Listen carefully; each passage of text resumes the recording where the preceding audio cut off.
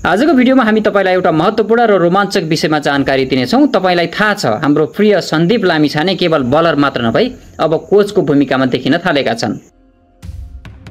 दर्शकवृन्द नमस्कार, तपाईहरु हेर्दै हुनुहुन्छ लाइन टिभी, जहाँ हामी दिन्छौँ तपाईलाई नेपाली खेलकुद र मनोरञ्जनको विश्वसनीय अपडेट। आजको विशेष प्रस्तुति स्यान्डी नेपाली क्रिकेट र द कोर क्याम्पको समग्र समीक्षा।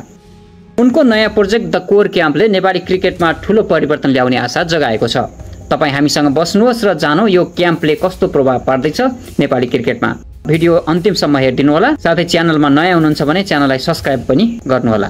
अब हामी कुरा गर्दैछौँ द कोर क्याम्पको बारेमा। सन्दीप लामिछानेले यो क्याम्प सुरु गरेको कारण हो नेपाली क्रिकेटलाई नयाँ दिशा दिनु।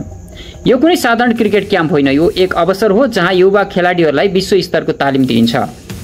यहाँ प्रशिक्षण शारीरिक मात्र होइन, मानसिक र सोचको स्तरमा पनि दिइन्छ। क्याम्पको मूल मन्त्र छ fit body, sharp mind, true game awareness. सन्दीपको यो क्याम्पमा केवल बलिङ र ब्याटिङ मात्र सिकाइँदैन, यहाँ खेलको माइन्डसेट, रणनीति र खेलको साँचो बुझाइ सिकाइन्छ। यस क्याम्पमा युवा खेलाडीहरूलाई सम्पूर्ण खेलका पक्षहरूको बारेमा गहिरो ज्ञान दिइन्छ, जसले उनीहरूको खेललाई विश्व स्तरमा पुर्याउँछ। यानि यो क्याम्पको माध्यमबाट आत्मविश्वास र स्मार्ट सोचलाई तिखारिन्छ। सन्दीप लामिछानेलाई हामी सबैले नेपाली क्रिकेटको ताराको रूपमा चिन्यौं, तर अहिले उनी केवल स्टार बलर मात्र होइन, अब उनी एक कोचको भूमिकामा पनि आएका छन्। उनी आफै प्रशिक्षकका रूपमा यो क्याम्पमा काम गरिरहेका छन्। उनको प्रशिक्षण शैली निकै भिन्न छ। उनी केवल बलिङ ब्याटिङको प्राविधिक कुरो मात्र होइन, क्रिकेटको मानसिकता र खेलको थ्योरी पनि खेलाडीलाई बुझाउने गर्छन्। उनी भन्छन् हामीलाई मैदानमा जित्नको लागि पहिला दिमागमा जित्नुपर्छ। खेल केवल हात र बलको कुरा होइन, दिमागको पनि कुरा हो। सन्दीपको शिक्षा केवल क्रिकेट खेल्नको लागि नभई जीवनलाई पनि राम्रो बनाउने कुरा हो। उनको यस्तो कोचिङ स्टाइलले युवाहरूमा आत्मविश्वास र सपना पूरा गर्ने प्रेरणा जगाउँछ। अब द कोर क्याम्प कस्तो तरिकाले कार्यरत छ भने प्रत्येक खेलाडीलाई प्रभावकारी तालिम दिनका लागि 3 प्रमुख विधिहरू अपनाइन्छ। पहिलो, क्लासरुम सेसन, जहाँ खेलको सैद्धान्तिक ज्ञान दिइन्छ। यहाँ खेलको टेक्निकल पक्ष, रणनीति र मैदानमा काम गर्ने मानसिकतासम्म सिकाइन्छ। दोस्रो, नेट प्र्याक्टिस, जहाँ खेलाडीलाई प्र्याक्टिकल स्थितिहरूमा अभ्यास गराइन्छ। तेस्रो, फिजिकल ट्रेनिङ, जसमा खेलाडीको शारीरिक क्षमता र फिटनेसमा सुधार ल्याइन्छ। सन्दीप भन्छन् जब तपाईको शरीर बलियो हुन्छ, तपाईको दिमाग पनि तीव्र हुन्छ। क्रिकेट मैदानमा जित्नको लागि यो दुवै महत्त्वपूर्ण हुन्छन्।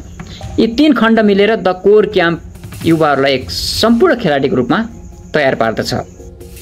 क्याम्पका केही खेलाडीहरूको प्रतिक्रिया हामीले लिएका छौँ अनि उनीहरूको भावनामा हर्ष र खुसी स्पष्ट देखिन्छ। एक युवा खेलाडी भन्छन् हामीलाई यहाँ सिकाइन्छ कि बलिङ र ब्याटिङ मात्रै होइन, तपाईको दिमाग कस्तो छ भन्ने कुरा महत्त्वपूर्ण छ। सन्दीप दाईले सानो गल्ती पनि सुधार्नुहुन्छ। यो अनुभव हाम्रो लागि सपना जस्तो हो। अर्का एक खेलाडी भन्छन् यो क्याम्प मात्र होइन, अभ्यासको स्थल होइन, यो एक जीवन परिवर्तन गर्ने यात्रा हो। यो क्याम्पले केवल खेलाडीको शारीरिक र मानसिक अवस्था सुधार गर्ने मात्र होइन, उनीहरूलाई नयाँ सोच, दृष्टिकोण र आत्मविश्वास पनि दिन्छ। सन्दीप लामिछाने र उनका साथीहरूको द कोर क्याम्प अभियानले नेपाली क्रिकेटको भविष्यका लागि ठूलो आशा दिएको छ। यदि यो क्याम्प नियमित रूपमा चल्यो भने नेपाली क्रिकेटको भविष्य उज्यालो देखिन्छ। यस क्याम्पबाट क्रिकेटको वास्तविक ज्ञान र आत्मविश्वास प्राप्त गर्ने खेलाडीहरू भविष्यमा नेपालका क्रिकेटलाई नयाँ उचाइमा पुर्याउन सक्षम हुनेछन्। सन्दीप र उनको टिमको यो प्रयास नेपालमा क्रिकेटको भविष्यको खाका तयार गर्नु हो। 2-3 वर्षभित्र नेपाली क्रिकेटमा एक नयाँ पिढी जन्मिनेछ, जसले आधुनिक खेलाडीको रूपमा अन्तर्राष्ट्रिय क्रिकेटमा छाप छोड्नेछ। यदि यो क्याम्पलाई नियमित चलाउने भने नेपालले गेम चेन्जिङ क्रिकेटर पाइरहनेछ। द कोर क्याम्प स्यान्डी र नेपाल क्रिकेटको यो उज्यालो यात्रा यत्तिकै रोकिँदैन। यो क्याम्प केवल प्रशिक्षण केन्द्र मात्र होइन, यो नेपाली क्रिकेटको पुनर्निर्माणको एक महत्त्वपूर्ण भाग हो। यदि तपाईलाई यो भिडियो मन पर्यो भने लाइक गर्नुहोस्, सब्स्क्राइब गर्नुहोस् र कमेन्टमा लेख्नुहोस् कि तपाईलाई सन्दीपको यो प्रयास कस्तो लाग्छ। तपाईको विचार र प्रतिक्रियाहरू हामीलाई महत्त्वपूर्ण छन्। धन्यवाद। हामी फेरि भेट्नेछौँ अर्को विशेष प्रस्तुति सहित।